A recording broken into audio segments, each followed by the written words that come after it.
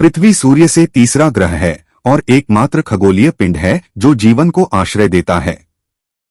पृथ्वी की सतह का लगभग 29.2% भाग महाद्वीपों और द्वीपों से मिलकर बना है, शेष 70.8% पानी से ढका हुआ है। सूर्य से पृथ्वी की दूरी 152.05 मिलियन किलोमीटर है। पृथ्वी के अधिकांश ध्रुवीय क्षेत्र बर्फ से ढके हुए हैं।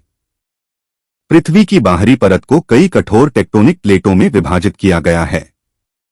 पृथ्वी की सतह पर चट्टान की परतों में उस समय के दौरान की गई विकासवादी प्रक्रियाओं के प्रमाण हैं जिस समय प्रत्येक परत का निर्माण हुआ था।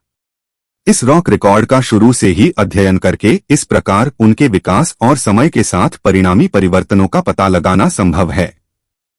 पृथ्वी का इतिहास लगभग 4.6 बिलियन वर्ष पुराना है।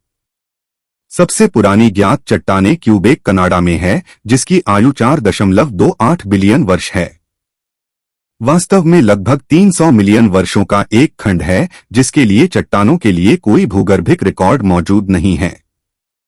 इस पूर्व भूगर्भिक काल का विकास आश्चर्यजनक रूप से बहुत अटकलों का विषय नहीं है। इस अल्पज्ञात अवधि को समझने के लिए कई कारकों पर विचार करना होगा। यह भूवैज्ञानिकों और खगोलविदों दोनों द्वारा व्यापक रूप से स्वीकार किया जाता है कि पृथ्वी लगभग 4.6 बिलियन वर्ष पुरानी है। यह युग कई उल्कापिंडों के समस्थानिक विश्लेषण के साथ साथ चंद्रमा से मिट्टी और चट्टान के नमूनों से रुबिडियम, स्ट्रोंटियम और यूरेनियम लेड जैसी डेटिंग विधियों द्वारा प्राप्त किया गया है। यह वह समय है जब इन निकायों का गठन हुआ और उस समय सौर मंडल का एक महत्वपूर्ण हिस्सा विकसित हुआ। जब सीसा 207 और लेड 206 के समस्थानिकों के विकास का अध्ययन पृथ्वी पर विभिन्न आयु के कई सीसा निक्षेपों से किया जाता है तो पृथ्वी की आयु लगभग 4.6 बिलियन वर्ष के साथ मेल खाता है। यह लगभग 30 मिलियन वर्षों की अवधि में वे गैस और धूल के एक प्रमुख बादल से ठोस पिंडों के रूप में संघनित हुए हैं।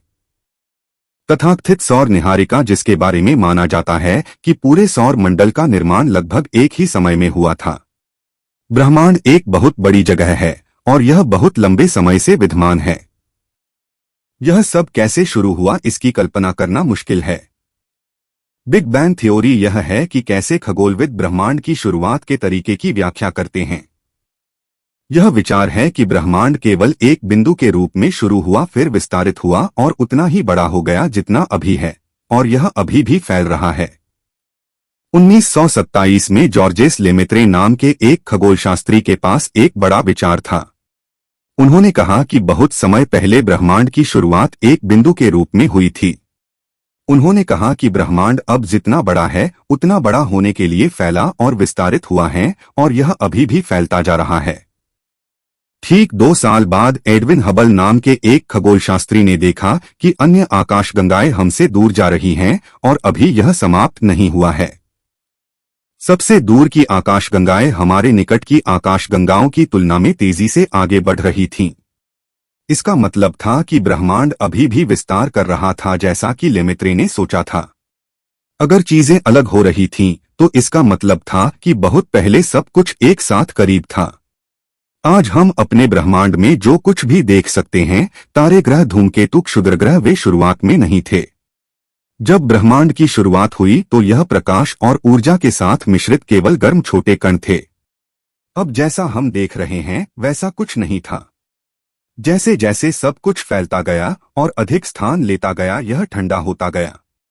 छोटे छोटे कण आपस में जुड़ गए, उन्होंने परमाणुओं का निर्माण किया।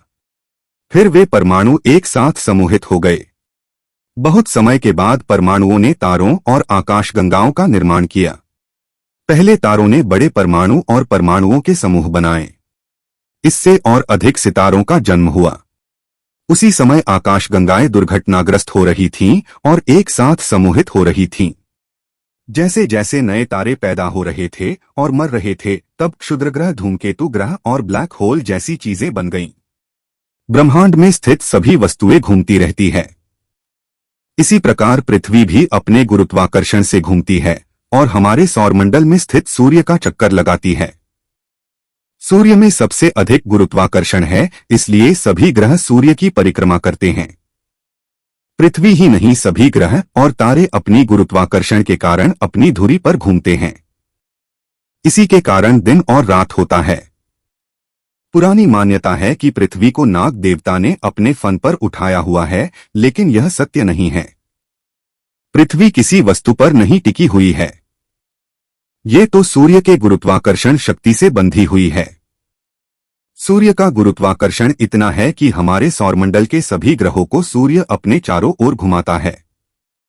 आसान भाषा में कहूं तो सूर्य के गुरुत्वाकर्षण पर पृथ्वी टिकी हुई है। यदि सूर्य नहीं होता तो पृथ्वी सीधे ब्रह्मांड में तैरती रहती। पृथ्वी का आकार ग्लोब के समान है, जो उत्तरी और दक्षिणी ध्रुव पर थोड़ी चपटी है। पृथ्वी की बाहरी संरचना एक समान नहीं है, कहीं पर्वत है, कहीं मैदान तो कहीं विशाल महासागर है। पृथ्वी का आकार लगभग गोलाकार है।